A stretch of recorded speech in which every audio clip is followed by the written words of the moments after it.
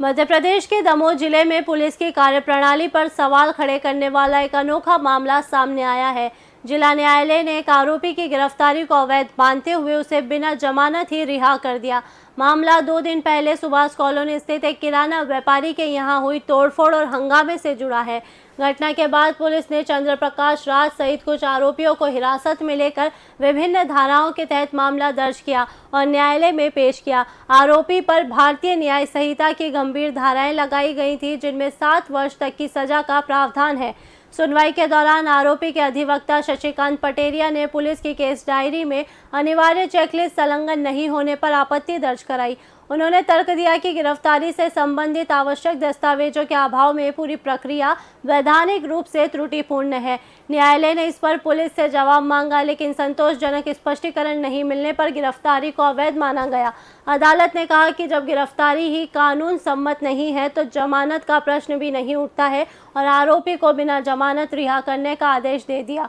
इस निर्णय के बाद दमोह की न्यायिक और कानूनी हलकों में मामलों की व्यापक चर्चा हो रही है। अदालत ने इस लापरवाही को गंभीर मानते हुए पुलिस अधीक्षक को भी पत्र भेजकर मामले से अवगत कराया। वहीं पुलिस अधिकारियों ने कहा कि अधूरी केस डायरी न्यायालय में प्रस्तुत किए जाने की जांच कराई जाएगी और दोषी पाए जाने वाले अधिकारियों के विरुद्ध विभागीय कार्रवाई की जाएगी।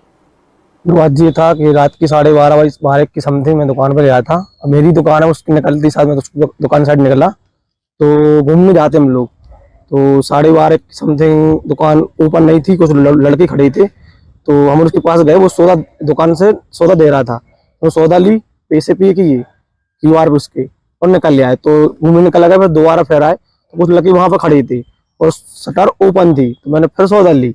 नहीं खड़ा तो मैंने बोला कुछ हमारा कुछ कसूर नहीं है तो हम क्यों भागे, हम खड़े थे। वो लोग हमें ले गए थे पुलिस वाले। 112 आई थी रात में। आज मैम ने पूछा, मैडम ने तो बताया मैं सबको ये हुआ था और हमने छोड़ दिया।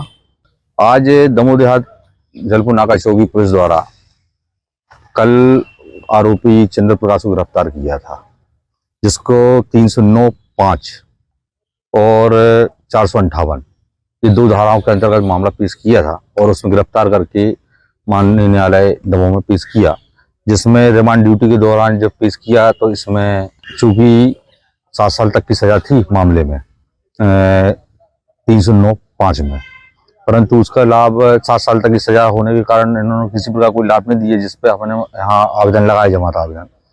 और जब डायरी पेश हुई तो डायरी पेश होने के दौरान उसमें जो चेकलिस्ट लगाई जाती है पुलिस द्वारा चेकलिस्ट नहीं लगाई गई और आरोपी की गिरफ्तारी अवैध मानते हुए उसको रिहा कर दिया न्यायालय से ही।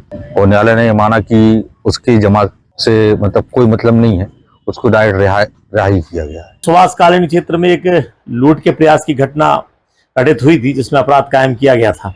इन लोगों ने रात में शटर में डाट तलवार वगैरह मारी थी, ऐसी शिकायत थी, जिसमें अपराध कायम था और एक आरोपी को आज गिरफ्तार करके माननीय न्यायालय में पेश किया गया है। अब मुझे अभी इस संबंध में जानकारी नहीं है, अगर ऐसा है तो मैं उसमें जांच करूंगा, देखूंगा।